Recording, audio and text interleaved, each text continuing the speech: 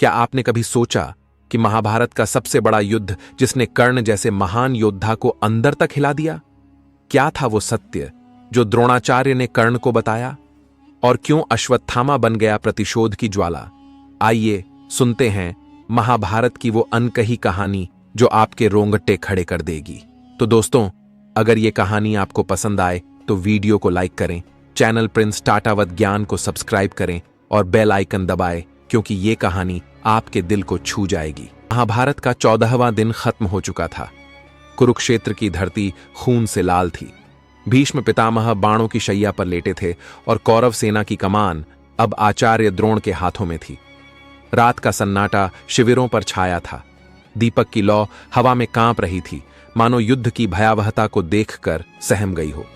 इसी घड़ी अंगराज कर्ण गहरे दुख और क्रोध से भरे चेहरे के साथ द्रोणाचार्य के शिविर में पहुंचे। उनके कवच पर युद्ध के निशान थे और आंखों में एक अनकही पीड़ा थी जो वर्षों के अपमान और संघर्ष की गवाही दे रही थी।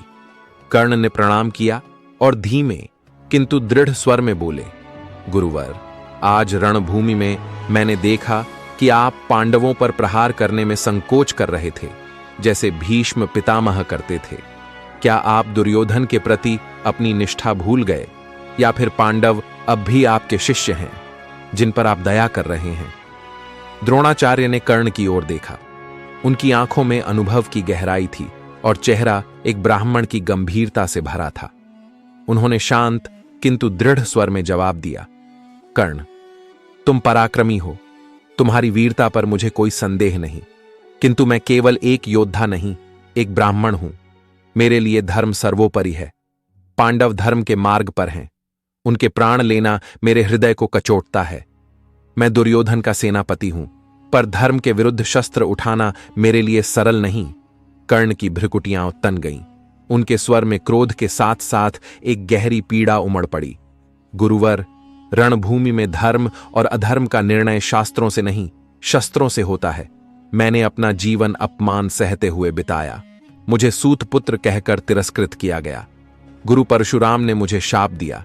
समाज ने मुझे हर कदम पर ठुकराया, लेकिन दुर्योधन ने मुझे अपनाया, मुझे अंगराज बनाया, मुझे वह सम्मान दिया जो मुझे कहीं और नहीं मिला। क्या उसकी मित्रता का आर्ण चुकाना मेरा धर्म नहीं? अगर आप पांडवों के पक्ष में झुके हैं तो क्या हमारी सेना का मनोबल नहीं टूटेगा? क्या मेरी तपस्या, मेरा पराक्रम, मेरा दुर्योधन के प्रति वचन सब व्यर्थ है? कर्ण ने एक पल रुककर अपनी आंखों में उमड़ती नमी को छिपाया और फिर बोले, मैंने हर रात अपने अपमान को याद किया।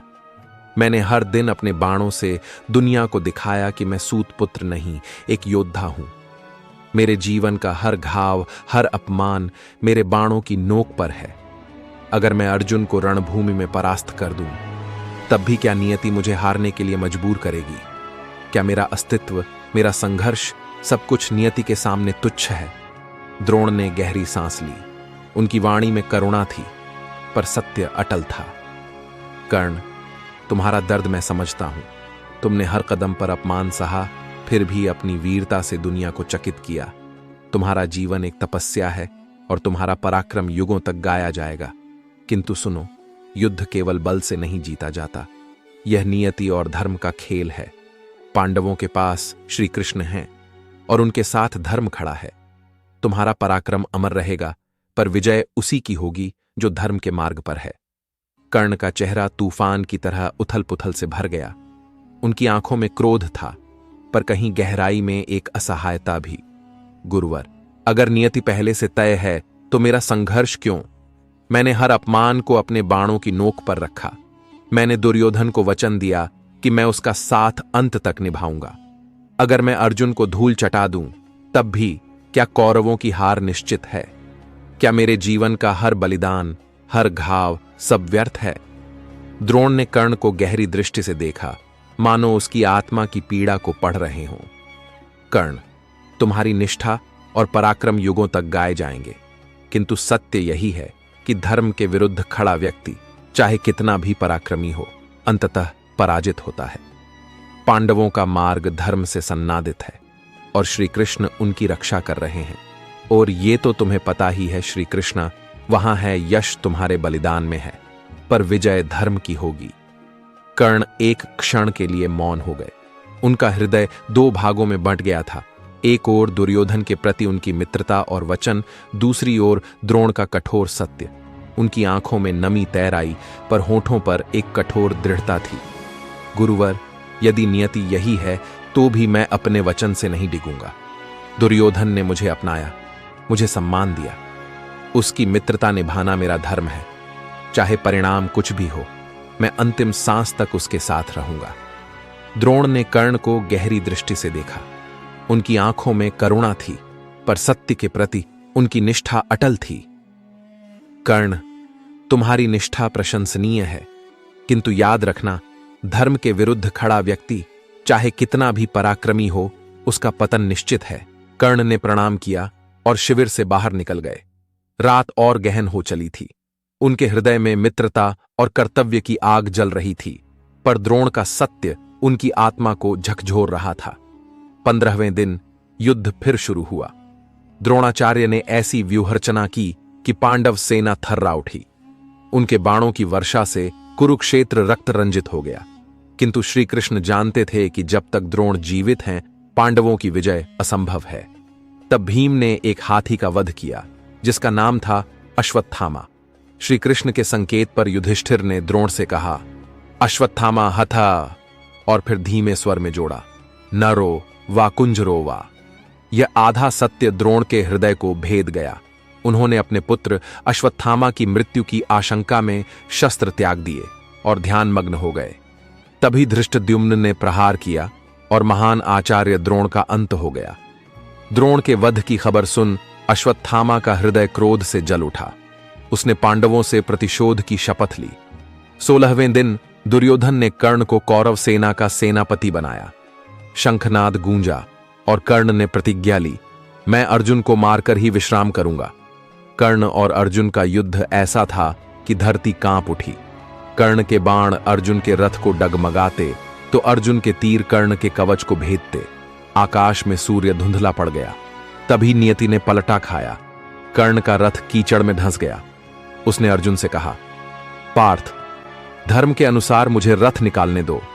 किंतु श्री कृष्ण ने अर्जुन को स्मरण कराया। कर्ण ने द्रौपदी का अपमान किया, अभिमन्यु का वध कराया। यह धर्म का पात्र नहीं, इसका अंत अभी करो। अर्जुन ने गांडीव से प्रचंड बाण छोड़ा और कर्ण धराशायी हो गया।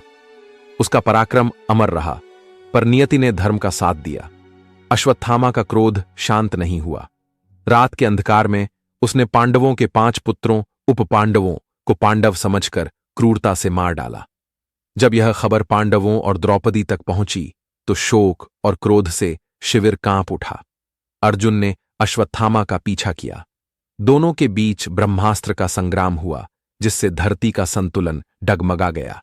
नारद और अन्य अर्षियों के हस्तक्षेप से ब्रह्मास्त्र रोके गए, किंतु अश्वत्थामा ने उत्तरा के गर्भ पर ब्रह्मास्त्र छोड़ा। श्री कृष्ण ने अपनी माया से गर्भ की रक्षा की और अश्वत्थामा को शाप दिया, तू अमर होकर भी सदा वेदना में भटकेगा, तेरा घाव कभी नहीं भरेगा और तू युगों तक तिरस्कृत रहेगा। इस प्रकार अश्वत्थामा अपने पिता की मृत्यु का प्रतिशोध लेते लेते शापित हो गया। यह थी कर्ण, द्रोण और अश्वत्थामा की कहानी। एक कहानी जो हमें सिखाती है कि पराक्रम और निष्ठा महत्वपूर्ण है, लेकिन धर्म के बिना वे अधूरे हैं। तो दोस्तों, आपको यह कहानी कैसी लगी? कमेंट में बताइए। क्या कर्ण का वचन सही था या श्री कृष्ण का धर्म?